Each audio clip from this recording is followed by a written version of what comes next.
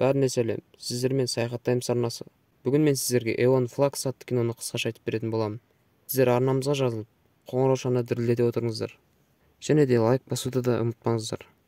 Киноның басында 2011 жылы бір вирус жер тұрғындарының 99%-ын жоқ қылып жібергені туралы айтуымен басталады. Бірақ жер тұрғындары вакцина ойлап тапты. Содан бері қалған миллиондаған адамдар табиғаттан бөлек қалашықта өмір сүреді. Қазір 400 жыл өткендей. Онда Династи Гудчайлд деген адам басқарады. Ол Трейвер есімді ер адам. Қала құралғаннан бері Релекор атты дирижабль ұшады. Бірақ жаңа қаладағы өмірде бәрі керемет емес. Қалада адамдар жоғала бастады. Ал үкімет бұл қылмыстарға көз жұма қарайды. Сонымен қатар қала тұрғындары бұрын соңды болмаған оқиғаларды есінде қалдырды. Нәтижесінде көтерілісшілер пайда болды. Олар өздеріне манеканци деген есім ойлап тапты. Басты кейіпкер Эон да олардың қатарында бар. Олардың мақсаты жоғарыдағыларды құлату. Басқа манекенстермен кездескенде Эон бастығымен байланысатын таблетка қабылдайды. Оған бақылау жүйесін диверсиялау миссиясы берілді. Бірақ одан алдын ол мейірбандығына орай олардың қатарында болмаған өз әпкесін көреді. Ол ешкімге жақ болуды қаламайды. Түнде Эон тапсырманы орындауға кірісті. Күзетшілермен ойдағыдай алысқан қыз өз миссиясын сәтті орындады. Осы уақытта Эонның әпкесін өлтіреді. Үйіне оралған соң ол мұны жұмысынан да маңыздырақ екенін түсінді. Ол енді кек алуды көздеді. Біраз уақыт өткен соң Эон жаңа тапсырма алды. Ол лидер Гулчайдерді өлтіру керек.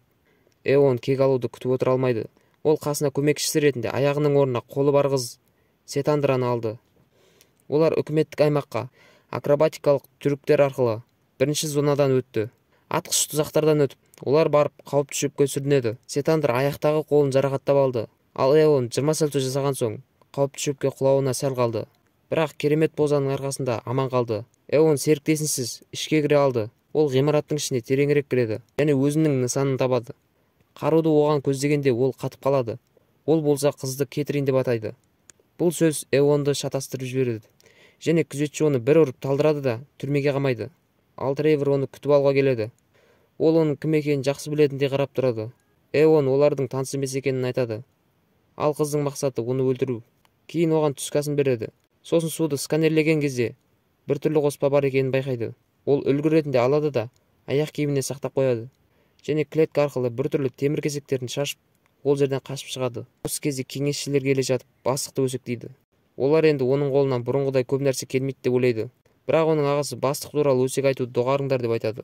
Дегенмен оның ағасына қастандық жасауға оның да қатысы бар екені белгілі болды. Эон тапсырманы орындамағаны үшін жазаланады. Бірақ ол тыңдамайды да ол жерден шығып кетеді. Жол жөнекей ол қайтыс болған әпкесінің жігітін көріп қалады. Ол өте ашулы және оның өліміне Эонды кінәлайды. Эон одан көмек сұрайды да түрмедегі суды қарап көруге береді. Ол мұның хабарлама екенін айтады. Оның ішінде не бар екенін білу үшін алдымен оны ішу керек дейді. Сонымен қатар бағбаншы ол өлтіргісі келіп жүрген Трейвер барлық тұрғындардың ауруына қарсы вакцина жасамақшы. Қыз суды ішеді. Сосын Трейвермен кездесуге шақырту алады. Және ол бар күшімен оған қарай жүгіріп келеді. Эон оны әпкесінің өліміне кінәлайды. Ол көп адамның өліміне себепшімін дейді. Және екеуі бір-бірін танитындығын айтады. Эон оны өлтіре алмайды да олар сүйісіп кетеді. Таңертең Эон оянып Трейверді қылқындыра бастайды. Оны талдырып болған соң құпия жолды табады. Сонымен қатар Эон Трейвердің зерттеулері туралы біліп алды және өзінің суретін де табады. Бірақ осы кезде зонаға күзетші шабуылдайды және төбелес басталады. Қарсыласының құлағындағы сырғанды жұлып алады да алысқа қашып кетеді. Кеңесшілер директор мен манекенканың бірге болғанын біліп қояды және оны отставкаға жіберу туралы шешім қабылдайды. Оның орнына мұрагер ретінде інісі отырады. Ол Трейвердің қылмыскер екенін және жазаланатынын айтады. Эон Трейвердан ұрлап алып кеткен диктофонын тыңдап отырады. Онда әпкесі туралы және кейбір үлгілерді дайындау туралы айтылған. Осы кезде оны Сетандра тауып алады және измена жасаған үшін кінәлайды.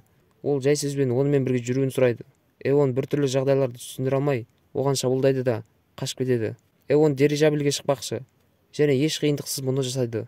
Ол жақта ол деректерді сақтаушымен кездеседі. Эон әпкесінің деректер базасында бар екенін және жаңа есіммен жаңа мекенжайда тұрғанын біліп алады. Осы уақытта басқа манеканцтарға Эонды өлтіру тапсырмасы беріледі. Эон көрсетілген мекенжайға келді және әпкесін нәресте күйінде көреді. Трейвер да осында екен. Және оған 400 жыл бұрын вирустың емін ойлап тапқан Трейвер екенін түсіндіреді. Бірақ нәтижесінде адамдар бедеу болды. Содан кейін ол және басқалар адамдарды сауығу сәтіне дейін клоундау идеясын ойлап тапты. Олардың барлығы бір өмірден артық өмір сүрмеген. Сондықтан оларда алдыңғы өмірінен естеліктер есіне түседі. Эонның әпкесі жүкті болған екен. Ол жүкті болып үлгерген санаулылардың бірі болды. Бірақ оны да басқалар секілді өлтіріп тастады. Олар мұны Треоның інісі жасады деп күмәнданады. Эволюцияны тоқтатып, мәңгілік өмір сүруді жалғастыру үшін. Оларға шабуылдайды. Троя мен қыз қарсыластық білдірді. Троя бірнеше жарақат алды. Бірақ Эон жалғыз өзі оларды тыншытты. Және олар қашып кетеді. Олар бірнеше уақытқа жасырынады. Және ол Эонның жарақаттарын емдейді. Ол біз баяғыда күйеу мен әйел болғанбыз. Мен сені әрдайым есімнен шығармағанмын дейді. Олар қолдарына қару алады. Өйткені бәрі де зұлым бауырының жағына өткен жоқ. Эон клондау үшін деректер мен дирижабльді жоймақшы. Тревор оны тоқтатпақ болады. Бірақ Эон өз таңдауын адамдардың өлімімен байланыстыратынын айтады. Сондықтан Тревор бүкіл адамзаттың жойылуына әкелетін дирижабльдің жарылуын тоқтату әрекеті сәтсіз аяқталды. Бірақ олардың жоспарына жауыз інісі кедергі жасайды. Ол жауларды өлтірмес бұрын барлық карталарды ашады және табиғат жеңгенін айтады. Және оның өлтірген қыздары, оның ішінде Эонның әпкесінде жүкті болған екен. Және ол процесті тоқтатты. Олардың барлық жағынан әскерилер қоршап, сондай-ақ бірнеше манекенстер нысанаға алып отыр. Бірақ Эон өз ойымен сетандарға менің жағыма өт деп көндіреді. Шайқас басталды. Манекенстер Эон мен Треоны қорғауда. Ситандра өзімен бірге көптеген сарбаздарды алып қайтыс болды. Және Трео ағасымен бірге бір қалып қойды. Эон жағаласып зұлымды өлтірді. Енді ол дирижабльді жоюды ұйғарды. Ол дирижабльге кіріп, шалмен кездеседі. Сақтаушы шал Эонның баяғыда жойылып кетуі керек екенін айтты. Бірақ оның ДНК-сы бірегей екенін біле тұра, ол оны сақтап қалды. Және сол себепті ол қазір тірі тұр. Ол қазір дұрыс істеп жатқанын және өлімін қарсы алу үшін кемеде қалатынын айтады. Дирижабль құлай бастады. Эон мұндай ауыр қонудан соң ешқандай жарақат алмады. Оның жанына Тревор келеді. Және бірге олар бәрі тез өлетін жаңа болашақтың терезесіне қарайды. Осымен кино аяқталды. Видеоны арнамызға жазылып, қоңыраушаны дірілдете кетіңіздер. Ал келесі кездескенше